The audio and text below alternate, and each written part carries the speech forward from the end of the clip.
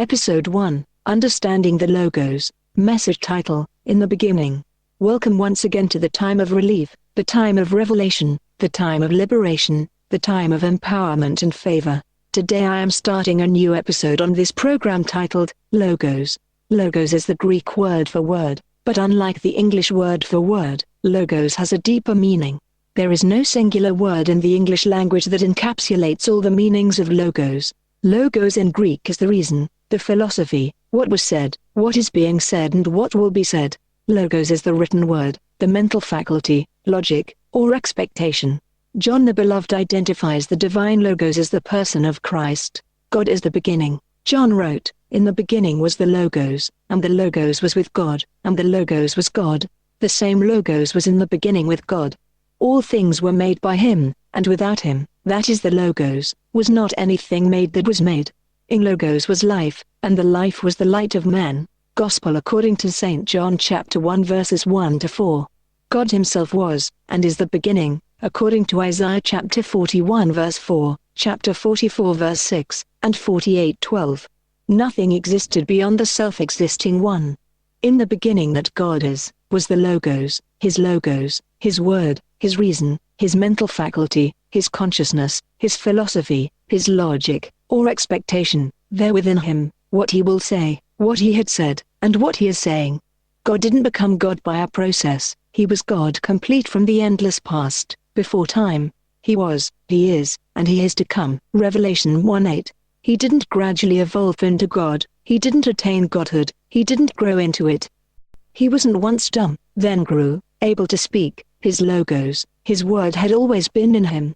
He wasn't once unreasonable without logic, and later became reasonable or logical. His reason or logic or self-consciousness, the logos had always been in him. He wasn't once with no mental faculty and later developed one. His mental faculty, his logos always had been in him. That which has always been in him, his logos he birthed, the Son of God, the Word, the logos in him came to be with him. Now, it is irrelevant to ask such questions: who existed first, the Father, or the Son he birthed? The Son, the logos always had been in him. The Father never for once has been without him, the logos. This differentiates the Son of God, from the sons of God by creation, humans and angel. Sons of men are born without their father's logos, without their father's mind, his memories, his thoughts, his logic, his wisdom, his philosophy, consciousness, and power. They are born being blank in their minds and needed to learn and to grow to be truly and fully human. Their true existence starts in the womb, Ecclesiastes 11:5. They evolve in the womb from void without memories, from nothingness to somethingness, Psalm 139 verse 16. Just as the whole cosmos was created from nothing, Hebrews 11:3. The only begotten, John 1 verse 14 and 18, the monogenes of the God the Father, on the other hand, was birthed not from nothingness, or physical or spiritual matter, but out of the Father himself. He is the same spirit or essence as the Father is, John 10:30. He is the Father's wisdom, 1 Corinthians 1:24. He is the Father's mind, his logos, his thought, his memories, his word, his reason. All he is, all the Father's is, was, and is to become is all the Son is, was, and is to become. He is the only begotten of the Father, the only one Son in his class, Hebrews chapter 1 verse 4. The Father did not divide as halving one into equal parts, or parting of the whole into smaller parts to have him. He is more of a Father's clone or a replicate, John 14:7-9. If you see him you've seen the Father. As a man's single seed in woman's womb doubles and one of the doubles is not the half of the other but forms a person, and not a mere blob of cells. All that the Father is, the Son is, John 5:17-18. The Father did not birth the Son and then diminished in essence. The Son is not a fraction of the Father. The Father did not become wordless, thoughtless, unreasonable, or without his logic as a result of birthing the Son.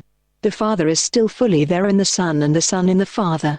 John 14:11. The creation of man gives an incline into the very nature of God. He made man in his image and likeness. Genesis 1:26. The likeness speaks more than the look, it speaks more of nature. The woman was never an afterthought. She was made the day Adam was, inside him. Although Adam was unaware of her presence, she was there inside him. Genesis 1:26. And God said, "Let us make man in our image, after our likeness, and let them have dominion over the fish of the sea, and over the fowl of the air, and over the cattle, and over all the earth, and over every creeping thing that creepeth upon the earth. 27. So God created man in his own image, in the image of God created he him, male and female created he them.